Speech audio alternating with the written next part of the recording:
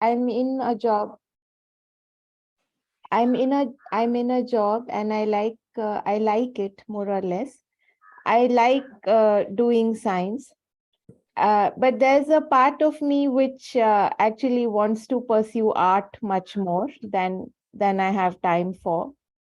But I feel conflicted because after all these years, I'm finally in a position where there's a lot of difference that I can make, and I do make efforts for that. So I feel that it's also a duty for me to continue doing this. You will do what you do, Shweta. This is what Krishna has just said to Arjuna. Go ahead, go to the forest and try meditating. Then you're going to start thinking about the war you weren't fighting. And pretty soon you're going to get up and fight with somebody. Your nature will always win out. It will. Now, give up the idea somehow the answer to all the problems of existence is the perfect job. No, yoga just becomes easier when we're aligned with our Swadharma. It means we're not fighting our nature. Now, what I would recommend is start doing some art. If you're supposed to do art, it will start to grow and it'll consume your time and energy. But if you're like me, with like frequently in my music, the only time I ever got around to practicing was when I had a goal. I never had the strong enough vasana to sing. Now, when it comes to God, that was always the center of my life. That took no effort, no discipline. Kept coming back. Kept coming back. Is that useful, Shweta? Yes, Jim. Thank you. But give up the idea that, oh, I'm going to have the perfect job and that's what's going to make me happy. No. But if, for example, doing science is something you hate, and you did science because your parents said this is what you should do, this is what our family does, it's stuff like that. And it's always an effort to get yourself to get up and go to work. Who's ever had a job where it's a struggle to get up and go to work? Anybody ever had a job like that? Yeah, then it's really tough. No, it's not like that for me. Yeah. Yeah. And think globally, but act locally. Live a life of service. But I'm sure you're serving your students. Now, here is something that most people who are in academia eventually learn. The content of what you're teaching is not nearly as important as the relationships you have with the students. If you think back to your own education and a favorite professor, it was probably who they are and the life lessons, ways of approaching things that you learn from them, not particular, pieces of information. It's certainly true in my life.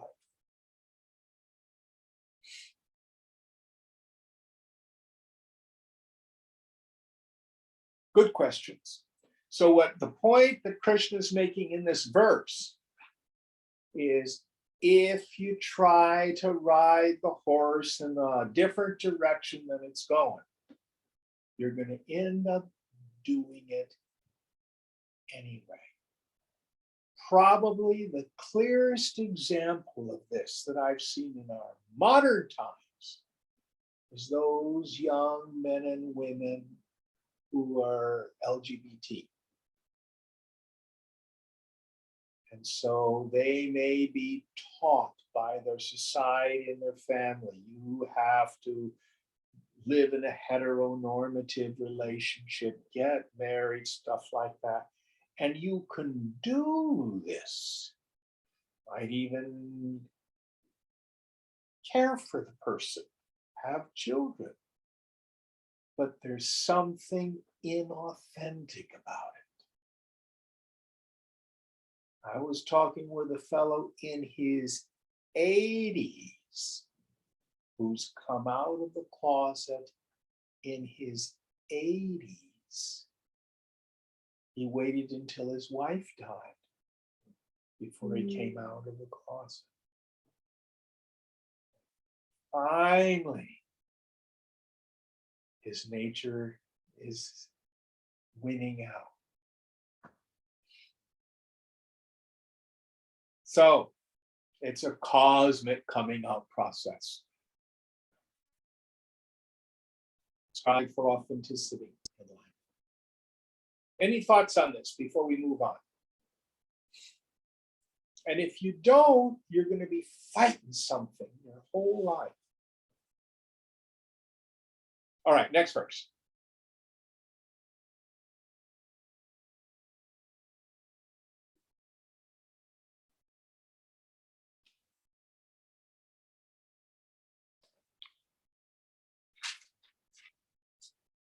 स्वभावजेन कौन्तेय निबद्धस्वेन कर्मणा कर्तुं नेच्छसि यन्मोहात् करिष्यस्य वशोऽपि तत्.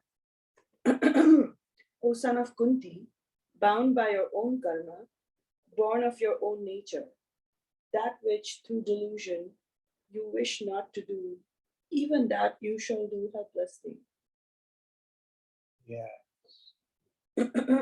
So you're going to find yourself doing it anyway. Now,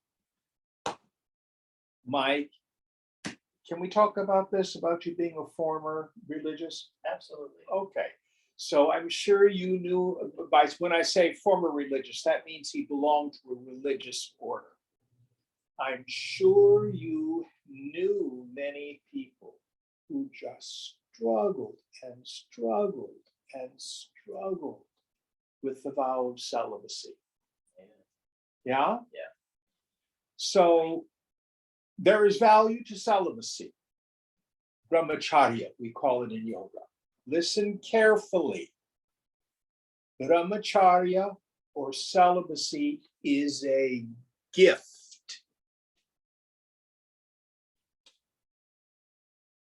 And if it's not your nature, you're going to be miserable.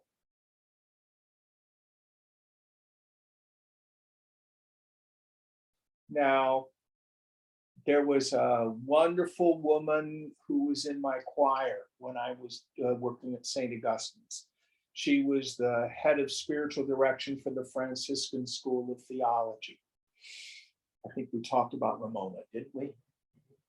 And she talked about some of the nuns who would come into convents when she first came in. They came in to pray and be close to God. Many of them had some mental and emotional problems.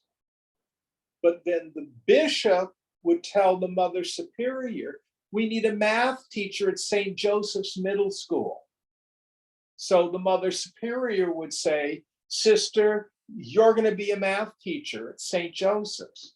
And a vow of obedience. You salute and you go be a math teacher, even if it's totally against your nature.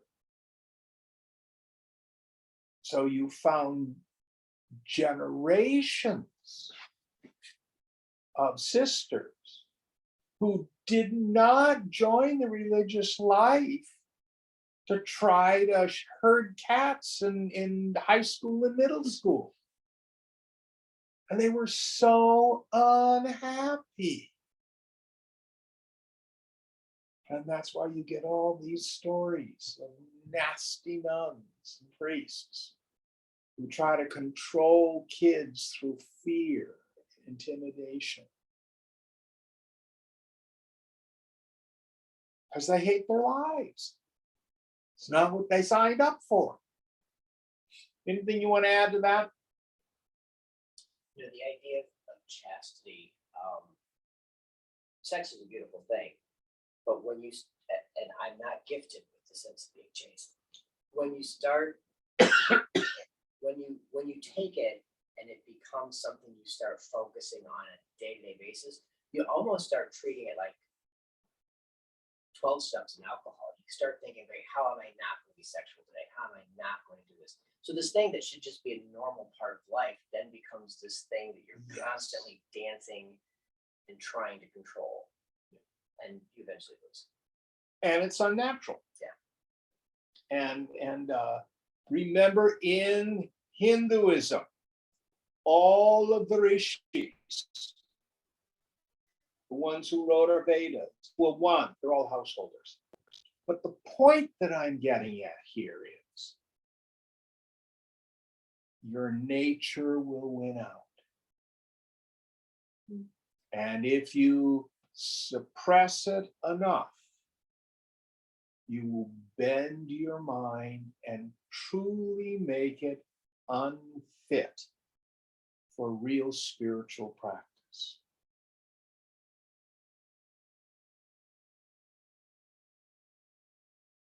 You're going to do what you're going to do. Now, once you figure out what your nature is, your swadharma, then we're back to chapters 3, 4, and 5. How to do that in an intelligent way.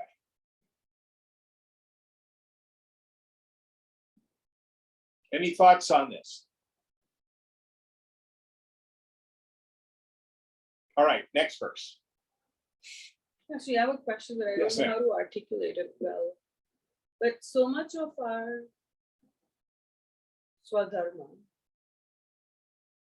is interlinked with how we were raised and the messages we were given if we were lucky enough to have an upbringing with our parents, right? Like some of their messaging about abundance versus not have attitude, and then so much of my career has just been about getting financial security that there's been no real focus on what my preferences really are, but like. So you were given bad influence by your teacher, by your parents, even though they may have been radicals. What they should have done is whatever the 2-year-old, 3-year-old, 5-year-old shows an interest in, you support. If they want to bang on pots and pans, oh, mommy, I want to be a drummer in a rock and roll band. Wonderful, dear. Oh, can I be a superwoman? That's fine, dear. I want to be a fireman. Well, that's fine, dear. But if they say, you need to go to college, you need to, do this, you need to do that, blah, blah, blah. Doesn't mean we don't encourage. And actually, we tend to imitate our parents. I love to watch YouTube videos of baby elephants. This is just my thing. Baby elephants imitate their mothers. So mother is over there and she's eating in a particular way. The baby elephant just does exactly what mother does. This is kind of our hard wiring. So what the parents say is not nearly as influential as what the parent does. Frequently, when we come into a particular incarnation, our swadharma will be aligned with what we're taught. I was looking at a YouTube video of Joshua Bell, the great violinist. He comes from a musical home. That's very, very common among professional musicians. So oftentimes we get that kind of training, but it's not, it's different than super ego. Super ego is when you have a voice in your head that says, you should be doing this. You're not okay unless you do this. I come from a Chinese family. This is what we're supposed to do. But were you telling me that if you're a woman and you get a PhD, you'll never get married? Oh, that's just the old horrible joke sometimes in Asian culture. Yeah, but In Indian what as a- well, by the way. what a horrible thing to tell a child. You know, good parenting is go for your dreams, follow your bliss, actualize your potential. Now, if what you want to do is be a stay-at-home mom and raise children, that's okay too. There's no judgment. There's no judgment.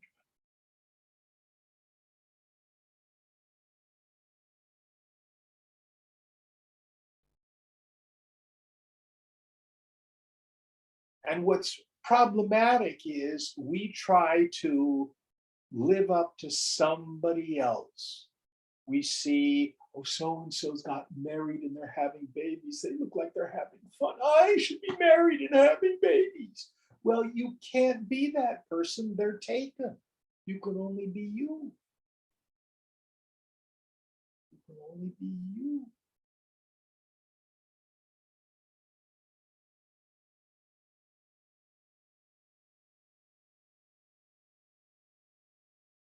All right, next verse.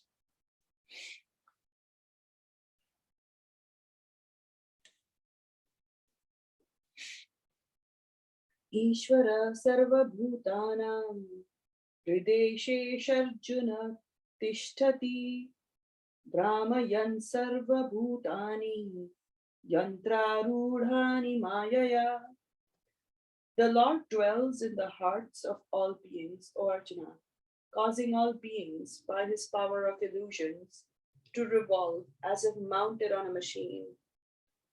Yes. So this is actually like a mechanical device that the ancients would have. It's sometimes this is translated like figures on a carousel, going round and round and round. So the Lord is hard for many people to penetrate into this. Swamiji always used to say it's a cosmos, not a chaos. So yes, there's consciousness that's the ground of being of everything. But out of that comes the impulse to create, to manifest. Maya has its locus in Brahman. And there is an intelligent principle that's in charge. And anybody who spends any time really looking at nature begins to intuit it. Or science. So Shweta, I forget, what's your field of study in science? Well, it's cryptography. It's in the intersection of mathematics and computer science. Yeah. But I suspect as you get deeper and deeper into mathematics, you perceive layers and levels of order. Yes. You know, I mean, people talk about Einstein was really quite a mystic. You know, that the laws of nature begin to reveal order, all sorts of things, sorts of just incredible possibilities. But it's not chaotic. I mean, at the micro level, maybe it is, but And Jung came up with this idea of synchronicity. So why do things like the I Ching and astrology and numerology work? The stars do not cause our behavior. But in the ancient world, they would see, oh, this baby was born at this particular time, and oh, that was the position of the stars. That baby was born at another time, and oh, that was the position of the stars. Or they cast the yarrow sticks for the I Ching. And when the sticks do this is going on. So they see the synchronicity of the universe. And they record it. So we begin to get this sense of the interconnectedness of everything. Jim, may I add an example to what you're Please. saying? Well, it's about this Indian mathematician Ramanujan, who's very famous. So he used to intuit truths in mathematics without giving any proof. So without following any standard method of arriving at truths, he would just intuit the truths. And he would say that the goddess, the village goddess, appears to him and tells him these. Yes. And then the rest of the people would tell him that we can't know it's true unless you show us how you got it, and then he would have to do a lot of work to prove it to them. But for him, it was just the goddess telling him that. Well, and Einstein did much of the same thing. He would get an insight, and then he'd have to work out the mathematical proof. Right. But it's because of this underlying synchronicity and connectedness of everything, which is why you will frequently hear me say it's a beneficent universe that conspires for our well-being if we let it. It's all going to work out. Now, at the level of our individuality, each one of us, I like to use the example, is like a snowflake. All snowflakes are water. But each snowflake is a unique crystalline structure. And two may be similar, but no two snowflakes are identical. So at the Big Bang, you were thought of in the mind of God. You are a necessary part of God's cosmic play, the divine Leela.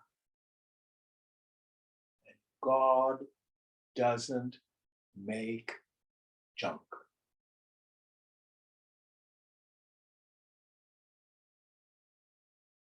In Christianity, we have this idea of the church is the body of Christ. And Teresa of Avila wrote this wonderful poem, Christ has no hands or feet on earth but yours. Can't remember the exact thing. So, which is more important, the nose or the toes? Not everybody can be a brain, but the body needs every part, including ones that perhaps we cover up because they are most precious. So where are you in the body of God? What's your role in the divine play? We're not saying, I want to be the head. I want to be Zuckerberg. I want to be Jeff Bezos. Or I want to be Pope. No. Who you are as an individual right here, right now, is an essential part of God's creation. You know how I know that? Because you're here. When you're no longer needed, you will be dispensed with. It doesn't waste anything. So our job is to find that authenticity. Now, if we're not living according to our swadharma, this is what happens. I'm simplifying things. I'll give you a real life example. So my accompanist at St. Augustine, Irene, fabulous musician. But between masses, sometimes I'd go back into my office and she'd be filing music. I hated filing. Couldn't do it very well because I couldn't see. So she'd be filing. I said, Irene, you don't have to file. We don't pay you to do that. She says, oh no, I enjoy filing. It relaxes me. That sounds, she might as well have been speaking Martian. Yeah, I just don't get it. I believe her. So let's say what you really want to do is be a carpenter. But instead, you decide to get a job as a secretary. So you're in the wrong job. Then there's somebody whose nature is to be a secretary, and they can't get a job because you got their slot in life. So then they have to go be a plumber. They're not really happy being a plumber. They'd rather be a secretary.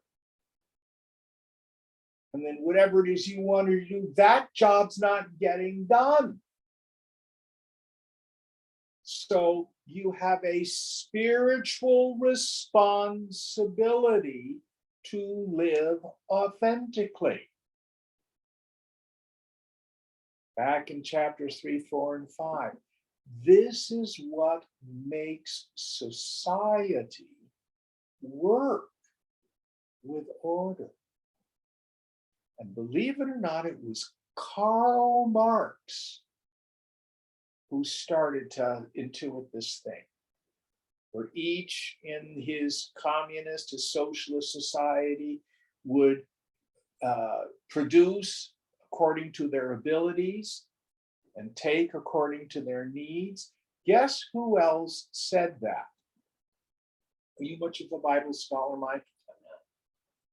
Go read the Acts of the Apostles. Paul said it. Well, he's talking about the early church. They did it. They held everything in common, and each contributed according to their ability and received according to their needs, being sure to take care of the stranger and the widow and the orphan, meaning serve the society. It's a marvelous idea. It's foundational to real, authentic, practical spirituality.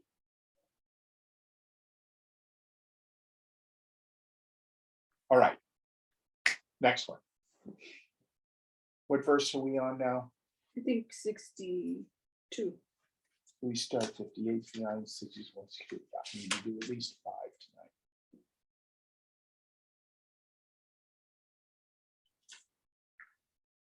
Tameva sharanam gaccha sarvabhavena bharata tatprasadat param shantim sthanam prapsyasi shashvatam. Fly unto him for refuge with all your being, O Bharat. By his grace you shall obtain supreme peace and the eternal abode. So,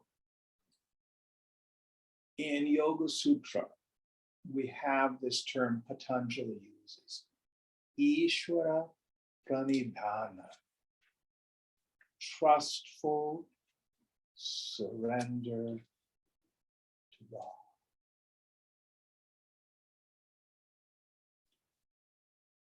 To turn our will and our lives and our cares and our concerns over to God as you understand God or don't understand God. I have a friend and his higher power is a black box with a question mark on it.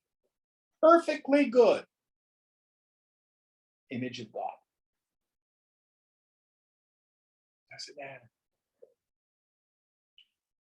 In yoga, we don't try to solve our own problems.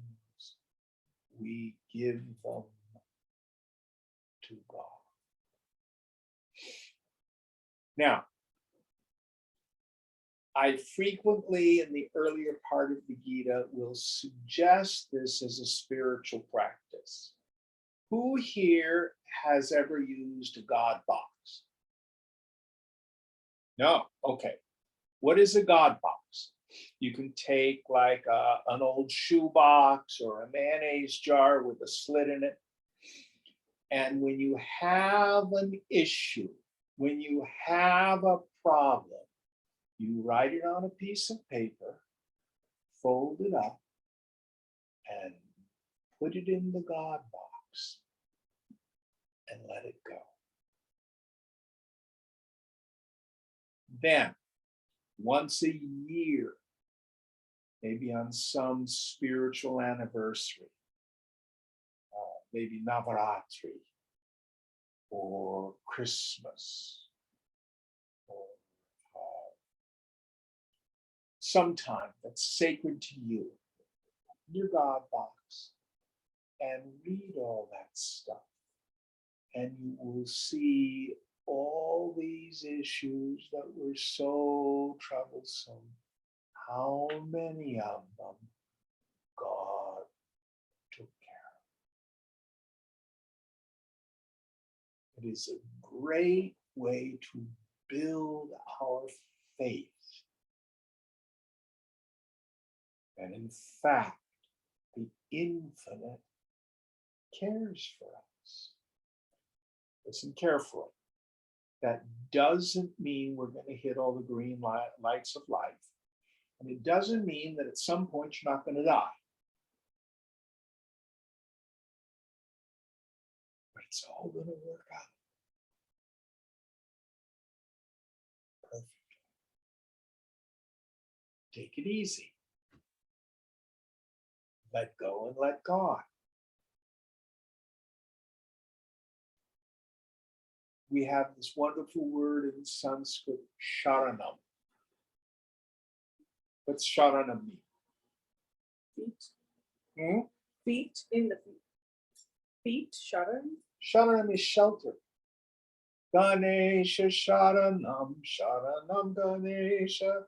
Ganesha is my shelter. Isn't that what it means? So it's metaphorically that, but the literal meaning is go to the feet of Ganesh and there you will receive shelter.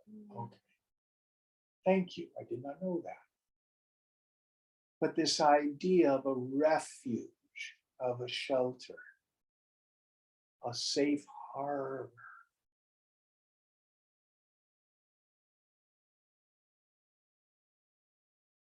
Surrender everything, all my concerns, all my anxieties, all my worries.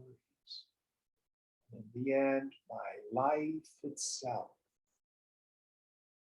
surrender it to God. Krishna says, first of all, in this life, peace. My devotee comes to me.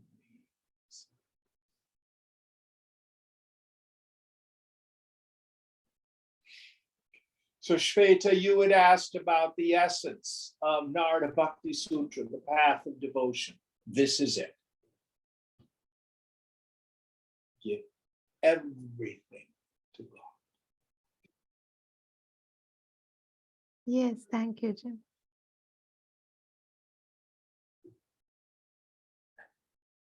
All right, next one. Yeah, really. I mean, in the past 10 classes, we've done like 2 shlokas. Yeah, class. So excited. Am I doing too many? No. Oh, okay.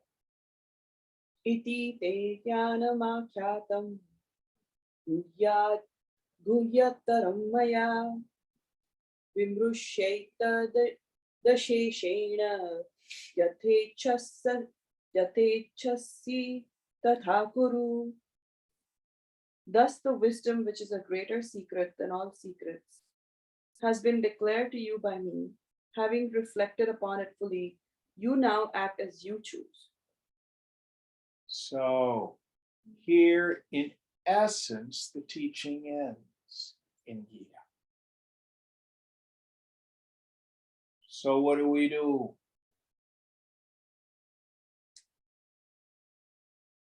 Practice the various preliminary exercises to sharpen the wonder sword of knowledge.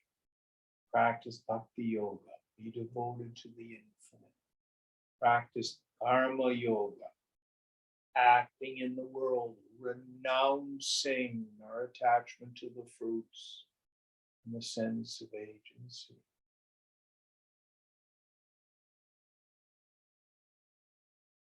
Taking on abhyasa vairagya cha, practice of meditation, and renounce. We don't stop doing things. Do your duty in the world. We renounce our attachment, identification.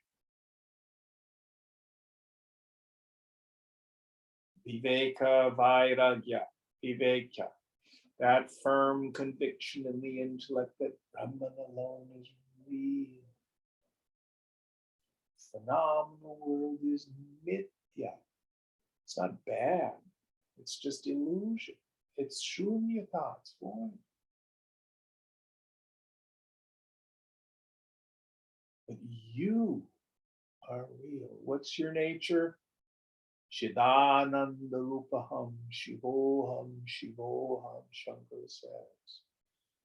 My form, my nature is bliss consciousness. I am Shiva, I am auspiciousness. Vairagya, that desire, you don't achieve it overnight. To give up all attachments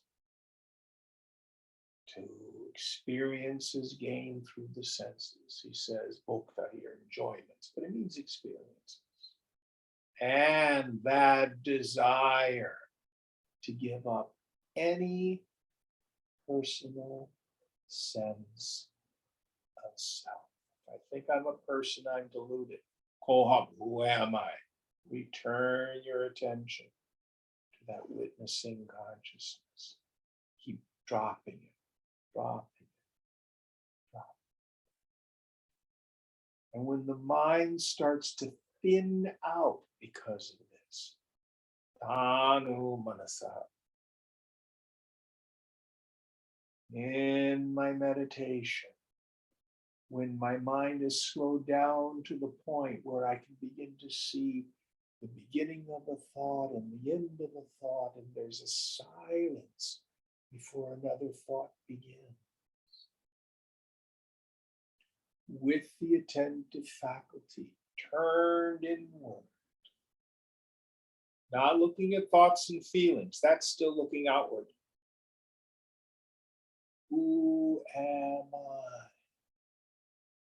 Who is the Kshetranya, the knower of the field and all fields?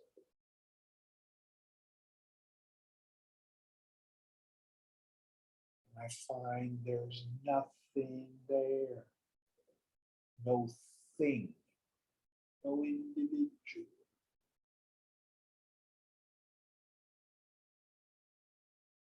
But it's not shunyata, it's not a void, it's not a zero. It's purnam, it's full. Bhava as being.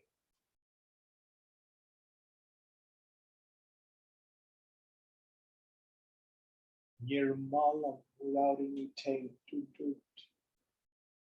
Achalam, it never moves. Amritam, not only meaning immortal, but also the real nectar of happiness.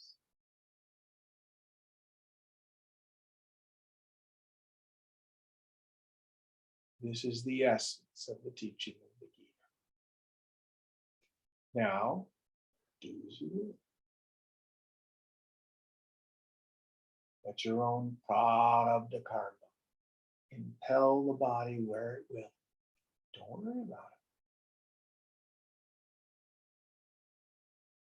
it. Become empty. Then the Lord's hand will be at your back and move you where she wants you to be. You personally don't care. So this is the end of the teaching per se. And now we'll finish up some of the ending thoughts. At least next week, we may have another 2 or 3 classes. We go to 78. What are we ending tonight? We will start with 64. 64. The lights went out over there.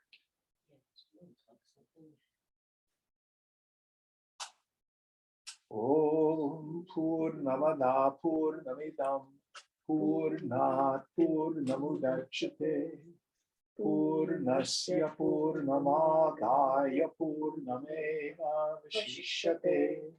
Om Shanti Shanti Shanti. Hari Om Sri Guru Pyo Namaha. Hari Om. I suspect that Fang